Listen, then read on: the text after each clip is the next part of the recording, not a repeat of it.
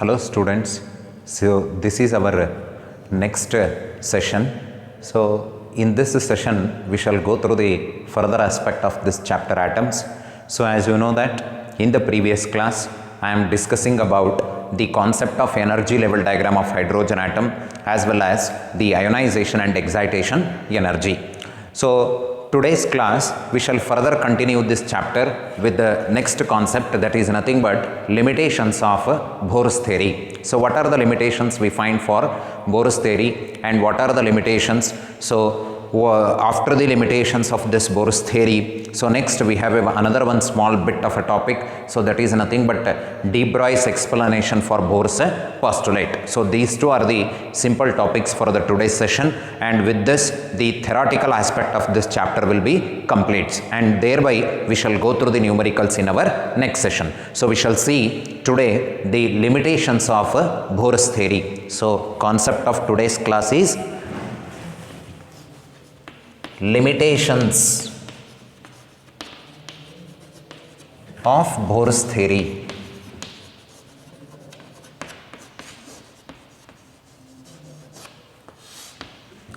See, once if you recall the Bohrs theory, so Bohr proposed his atomic model with the help of quantum mechanics, or with the help of that is quantum mechanics.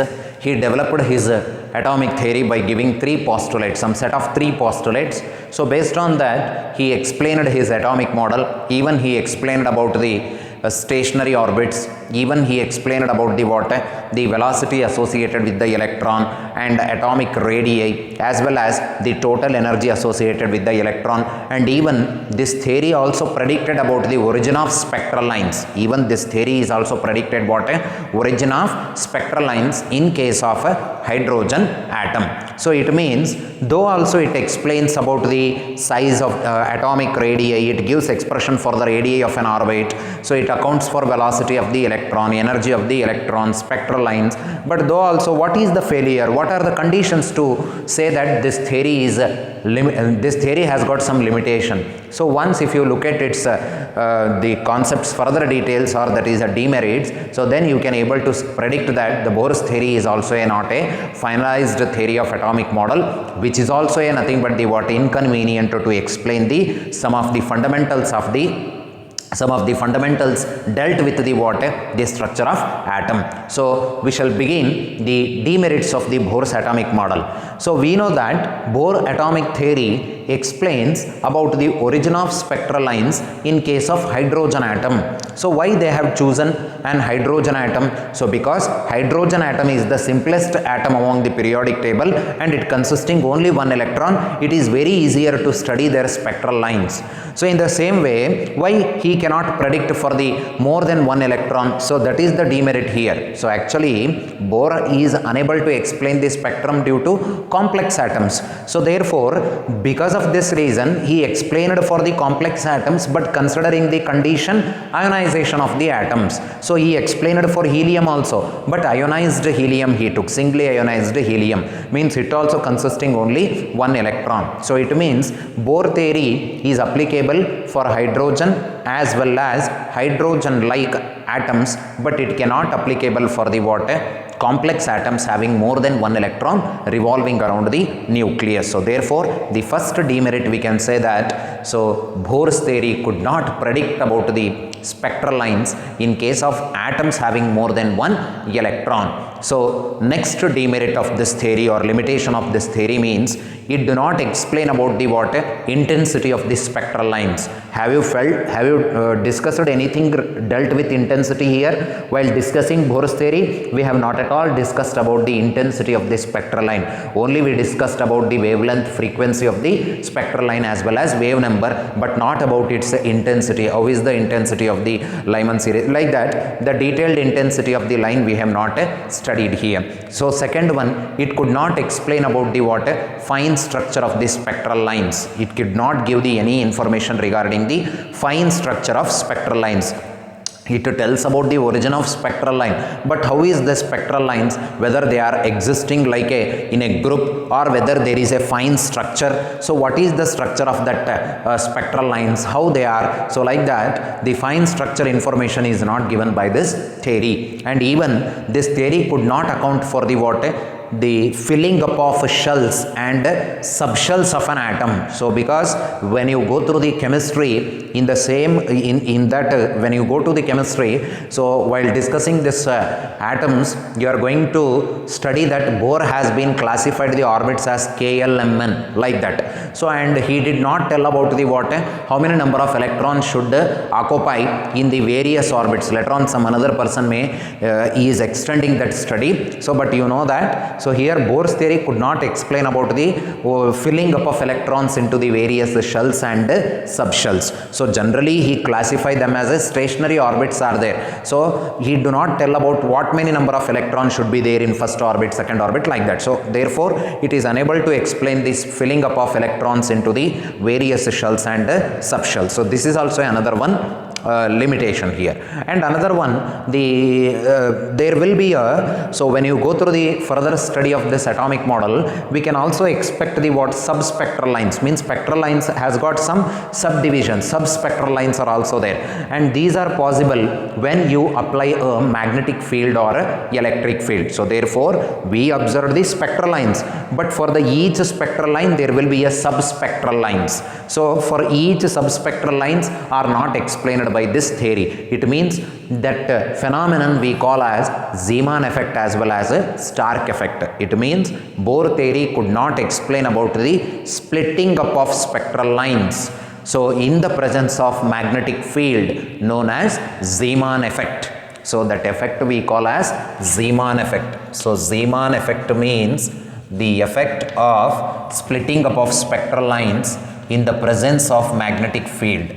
So here Bohr's theory could not explain anything about the Zeeman effect, and even there is another one effect we call as Stark effect. One is Zeeman's effect, another one is Stark effect. Stark effect means it is the phenomenon of splitting up of spectral lines in the presence of electric field. So but here this atomic theory could not explain these two phenomenons.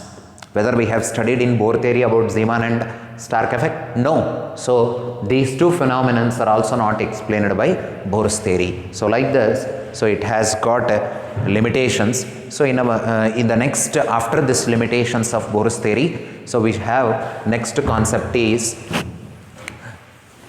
that is de Broglie's explanation to Bohr's postulate.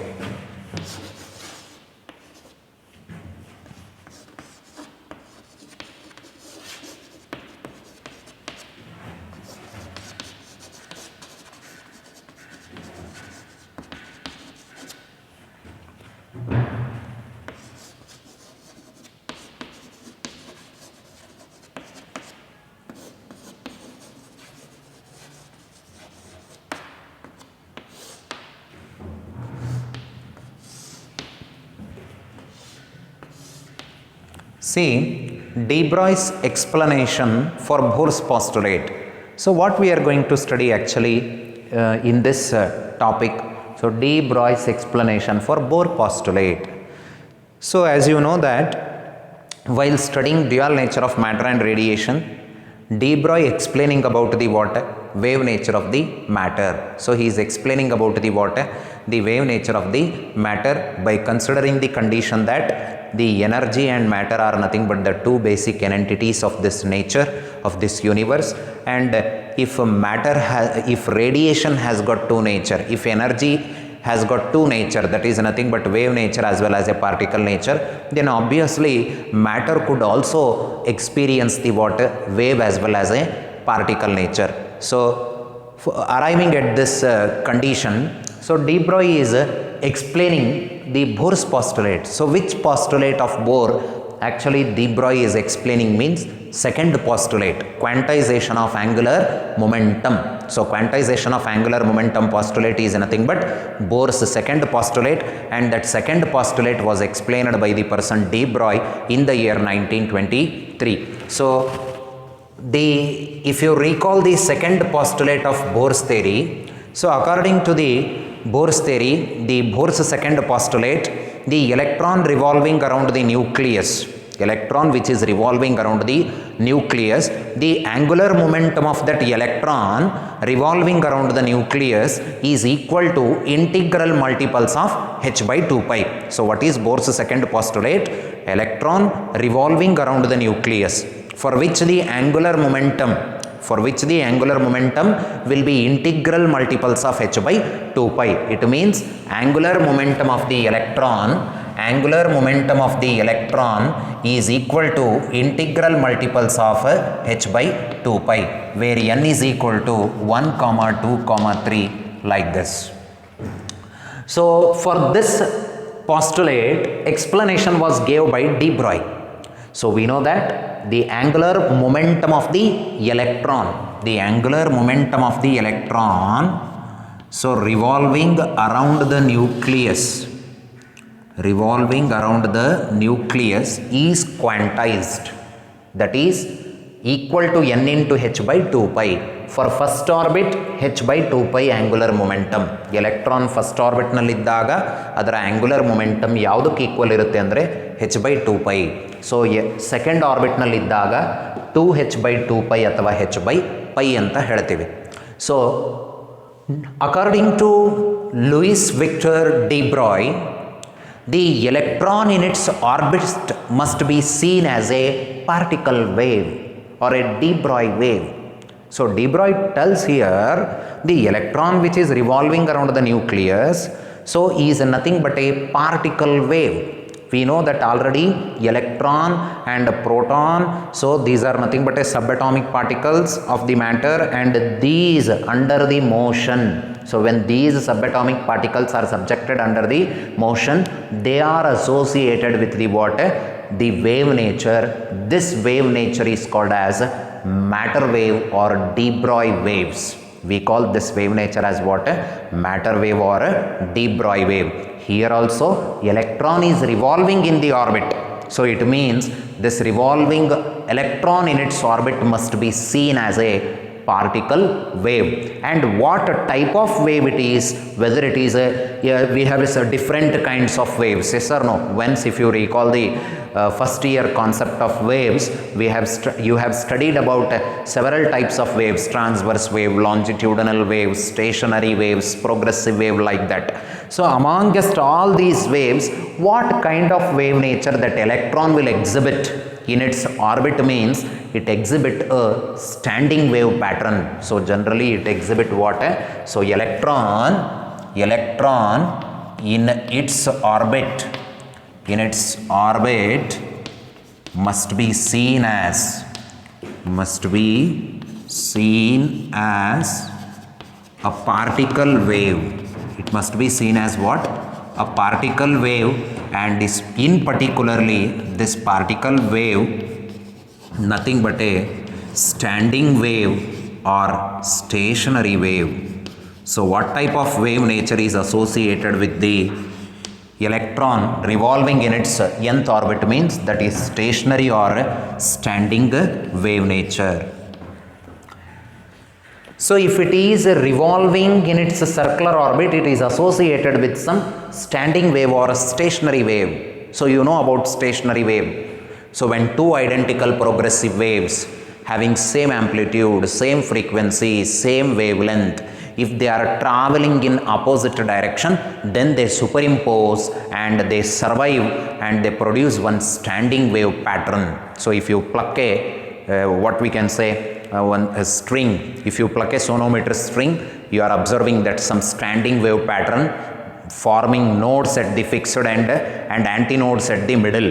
They form nodes, means zero amplitude regions, and or zero vibration region, and antinodes are formed at the middle of the string. In the same way, electron in its orbit also produce what? A standing wave pattern. Then what is the wavelength associated with that standing wave? So for that, further de Broglie is explaining about the detail aspect of this. So according to Bohrs second postulate, what we have? Angular momentum is nothing but n into h divided by 2 pi, where n is equal to 1 comma 2 comma 3, like this. Suppose there is a electron in an nth orbit. Suppose if electron is in nth orbit, electron is in nth orbit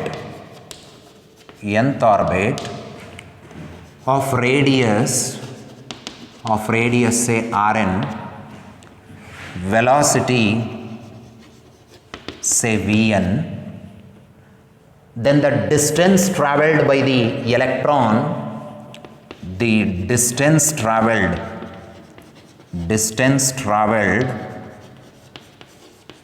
by electron is equal to what? 2 pi Rn. Yes or no? Because if you nucleus, orbit, so electron which is revolving, then what is the distance traveled by the electron means this circumference of this circle. Distance traveled by the electron will be equal to 2 pi Rn, because it is equal to circumference of the circle. For an nth orbit, generally we know that electron revolving in an nth stationary orbit or in any orbit, it possesses standing wave pattern.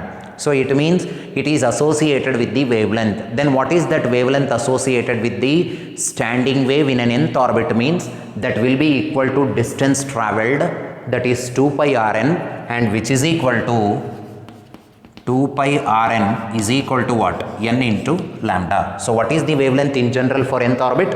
N lambda. And this n lambda is equal to what? Distance traveled by the wave. So 2 pi Rn is equal to n lambda, where lambda is called de Broglie wavelength. Where lambda is called de Broglie's wavelength.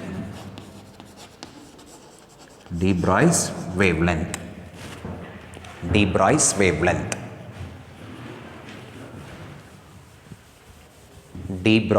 wavelength.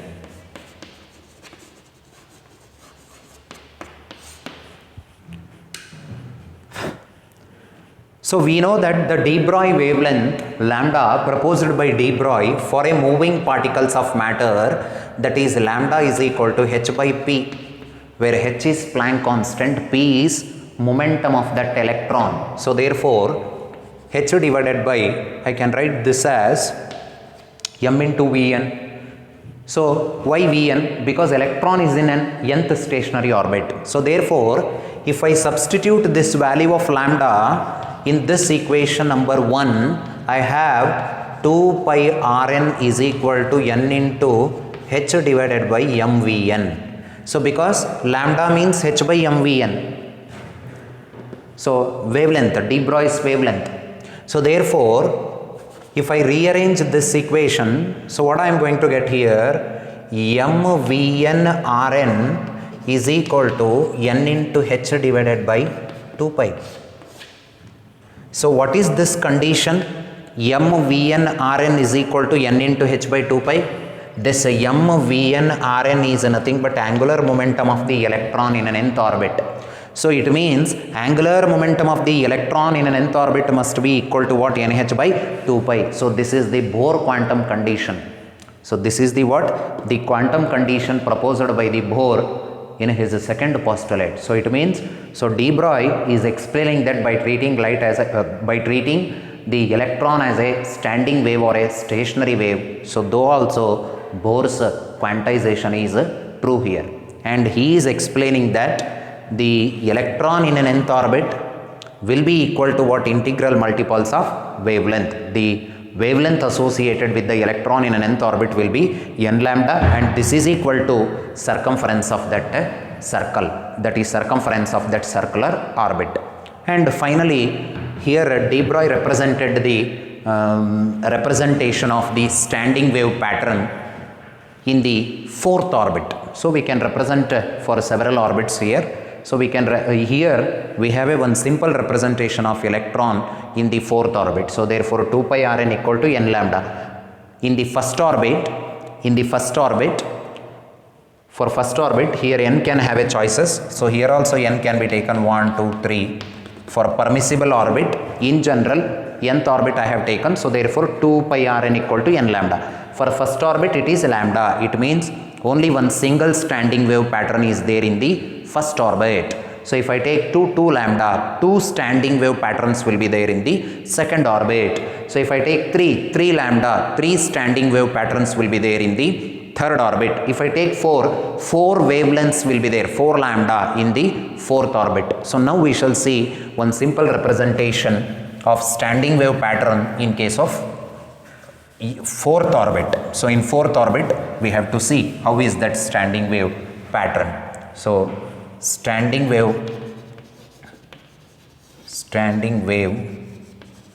of electron in n is equal to 4 orbit, that is n is equal to fourth station, standing wave or stationary wave.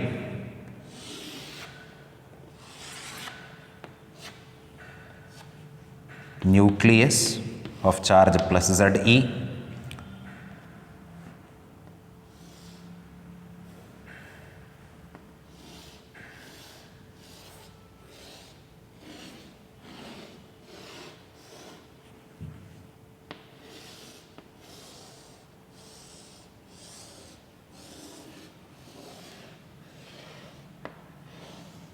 see actually if in this way wave travels, when you pluck a string, in this way wave travels as well as it back equally and hence it persists on that string only. If you take a string, if you pluck it, you know that the forward, that is a movement. So how many number of waves which are produced, even the string ಇದೆ ಇದನ್ನು ನೀವು excite ಮಾಡಿದರೆ, pluck ಮಾಡಿದರೆ ಏನಾಗುತ್ತೆ, so whatever the wave which travel in forward direction, it will back equal to the same number. So it back equal to the integral multiples of wavelength. We know that it back equals to the integral multiples of wavelength, and nodes are formed at the fixed end and antinodes are formed at the center, and back equal. So forward ಎಷ್ಟು wavelength cover ಆಗಿರುತ್ತೋ ಬ್ಯಾಕ್ವರ್ಡೂ ಅಷ್ಟೇ. So therefore here it is lambda by 2. So ಇಲ್ಲಿ ನೋಡ್ರಿ, so here to here one wavelength. So for n is equal to fourth orbit I am representing. So this is R4, radius of the fourth orbit. So here to here one wavelength. So here to here one standing wave. So here to here one wavelength. So total 4 lambda. So it means this is the representation of standing wave in the fourth orbit. So okay students, with this I conclude my chapter atoms, and in our next class I would like to continue the chapter with some simple numericals. So this chapter is very important for the NEET and CET, even JEE is concerned, because so many competitive questions will also asked pertaining to this chapter also. A very simple chapter having very simple mathematical equations. So based on that mathematical equations only they are going to ask you the questions. So hence you just go through this. So once if you meet in an offline, we shall once again revise it. So at the time you can get it still more clarity about this chapter. I hope that you all are understood. So once you go through the all the video lectures of our college, so to understand the concepts, not necessarily this chapter only, so whatever may be the chapters, if you have doubts means you can go through that. Okay, I hope that you all will do well. So with this I conclude my class. So in our next class with the numerical session I am going to meet. Okay, thank you.